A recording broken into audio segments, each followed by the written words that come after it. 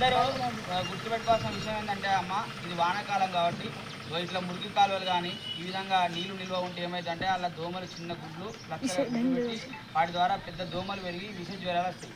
అయితే మనకు ఏంది ఎనాఫిల్ దోమ కుడితే మలేరియా జ్వరం వస్తుంది. అట్లనే చికెన్ గున్యా రావడానికి కొన్ని దోమల కారణం ఉంటుంది. అదేవిధంగా డెంగ్యూ వ్యాధి రావడానికి టైగర్ దోమ కొడుతుంది. ఇలాంటి రోగాలకు మనం దూరంగా ఉండాలి. ఆ దోమలకు దూరంగా ఉండాలంటే మనం ఇంట్లో కానీ ఇంటి చుట్టుపక్కల పరిశుభ్రంగా ఉంచుకోవాలని తెలియజేస్తూ విష జ్వరాల కాలం వచ్చినది వినండి మీరంతా, ప్రాణాంతక ఈ దోమలతోని పదిలం మీరంతా. విష జ్వరాల కాలం వచ్చినది వినండి మీరంతా, ప్రాణాంతక ఈ దోమలతోని పదిలం మీరంతా.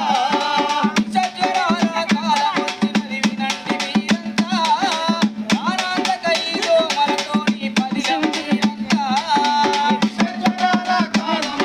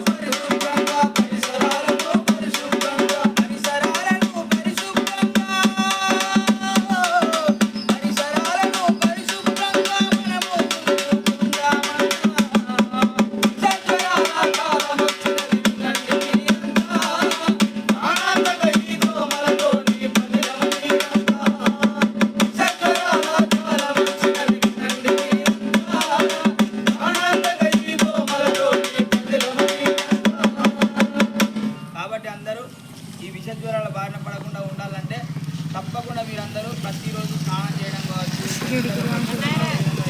పరిసరాలను కూడా మంచిగా చూసుకోవాలి. మంచి ఆరోగ్యకరమైన వంటలు కూడా వండుకొని